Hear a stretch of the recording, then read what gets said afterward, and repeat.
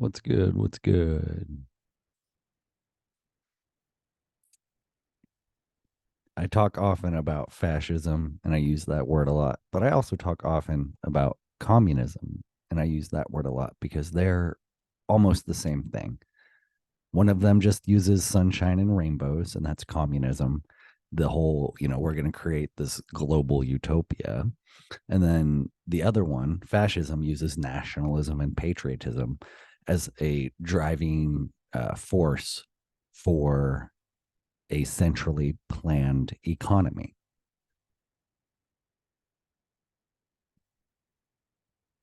So, an economy where bureaucrats and statists and administrators and managers control and run everything. And it's an ever growing bureaucracy, too. It quickly becomes a bureaucratic nightmare, a corrupt bureaucratic nightmare. History has proven it. It's so wild to me. It's not wild to me. Like, I understand why communism is popular because of the propaganda, because of the social engineers who continue to try to push it because they want to be part of the controlling class. They want that power, they want the resources. Centrally planned economies, centrally planned. Everything congregates to the center. Who's at the center? The people who run the administrations and uh, the all the friggin' golly, I smoking weed and for lost the word. Okay, the administrators, the managers, the ruling class, they are incentivized to become these bureaucrats.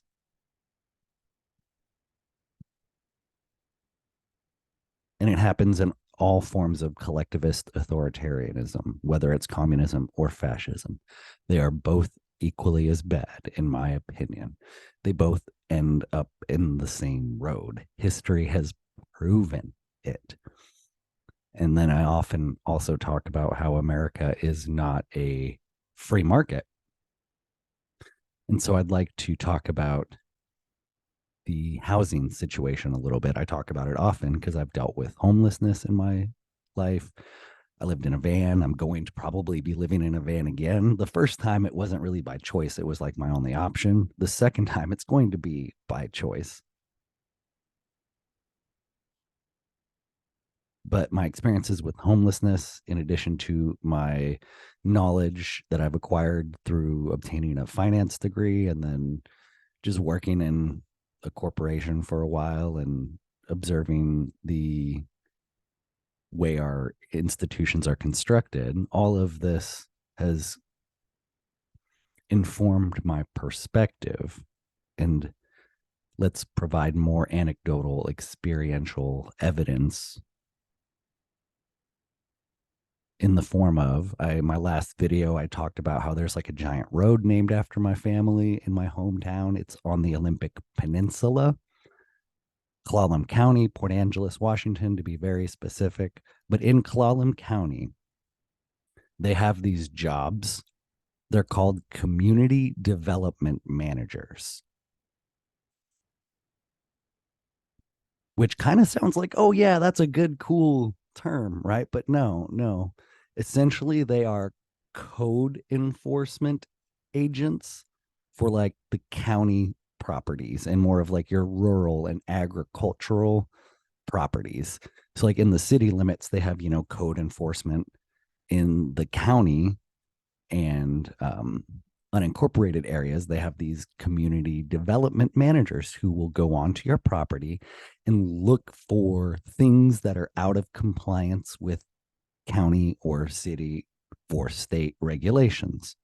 So, like if your well doesn't have the right meter or pump or whatever, not pump, but there's a meter. I think now you can't now all of your wells have to be installed with certain technology and it's coupled with the city and they actually track and manage how much of your well water you use. Or if you have a building that is not up to code, like you can't just live in a building on your property. This is a real life example. This is a friend of mine. This gentleman has some acreage on the peninsula, and he has a little shop that him and his family have been living in. It's a rundown shop, so it's not super nice, but he's a handy person and he has been building it back up and restoring it. And the county has been hassling him just so hard to the point where he's almost had to like sell his property and move because he just can't live there. They want to fine him. They want to evict him essentially. And like they're also super strict on you can't just live on like you can't live in a fifth wheel or a camper or a trailer on your property. You have to have these certain septic setups and it's asinine. It's insane. And they literally their job it's not in their job description, but it is implied. Their job is to find issues to jam people up on because that generates revenue for the city. And so you have to pay taxes when you purchase something. I don't think you have to pay taxes when you purchase the land, but you have to pay then property taxes every year. You have to pay taxes in the form of when you buy supplies to build on your land. You have to get permits and fees to build on your land. You have to get inspections to build on your land. If you fail an inspection, all the money you invested thus far is just gone. And then you have to get up to code, and then they give you a certain number of days. You can't just let people live on your property. So that's a big thing too with this homelessness epidemic. Accessory dwelling units and campers in backyards. A lot of municipalities are really strict about that. And I think in Port Angeles, they're very strict about that as well. And so I don't understand how this is a free market. If you can't do what you want with your property, if you have to ask for permission and pay money, that's not a free market. But that this is what communism, this is what fascism ultimately leads to, a bureaucratic nightmare. And I wish this is something that more people who supported communism would think about is the praxis, Praxis, I believe. It's sort of the execution or the application of your theory. And so a lot of people are like, in theory, communism is this great thing. But in execution, it's horrible. It's awful. It's atrocious. There is a historical record to prove that point. What, like 100 million dead is kind of like the total when you compare all the various communist dictators throughout the last 200 years or so.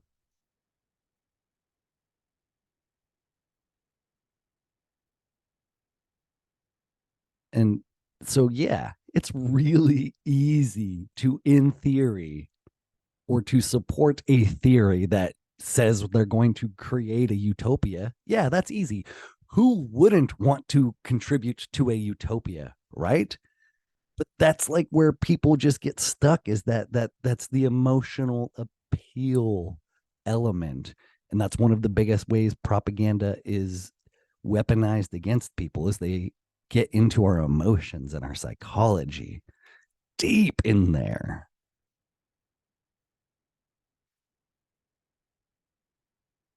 I wish people would just think about the reality of how communism works because it's fucking insane.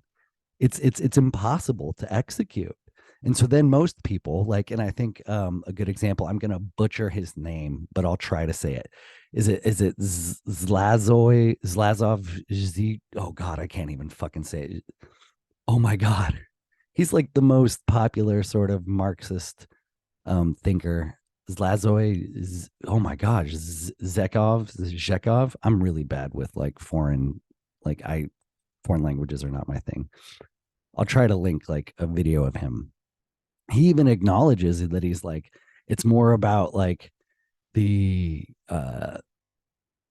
the cultural concept than it is the practical execution. And then it's like right there, you lose when you acknowledge that you're not even trying to put forward an ideology that can be executed in reality.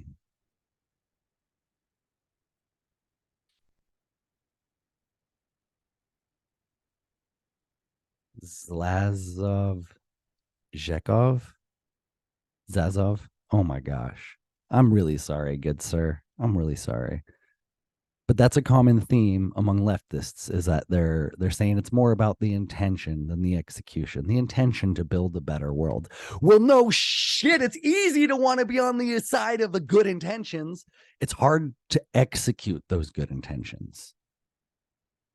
And so many, and that's why I get like so worked up about virtue signaling keyboard warrior people, because it's so easy to just say the things and support the thing, but so many of these people don't volunteer, or they're not like putting their money where their mouth is. They're just fucking virtue signaling.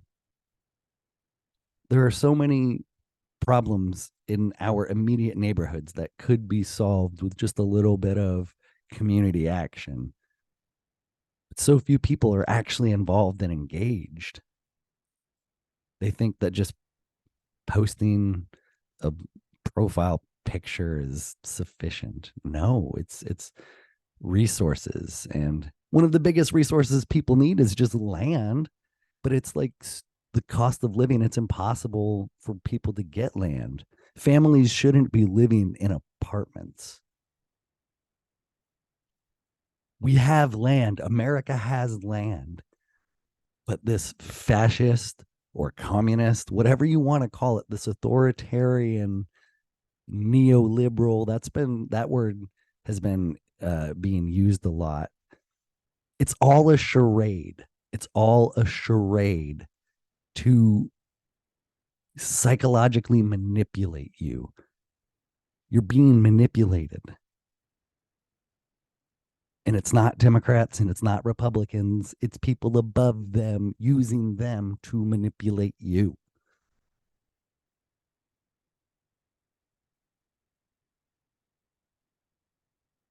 The government does not fucking care about you. They are actors, from Alexandria Ocasio Cortez to Mitch McConnell. They're fucking actors. I'm sorry for getting worked up, but thank you all for listening. Communism, fascism, authoritarianism, feudalism 2.0, whatever you want to call it. This is not a free market. This is not a free country. This is not how we should be living. And we need to stand up and fight in the right way. I'm not advocating for violence or nothing.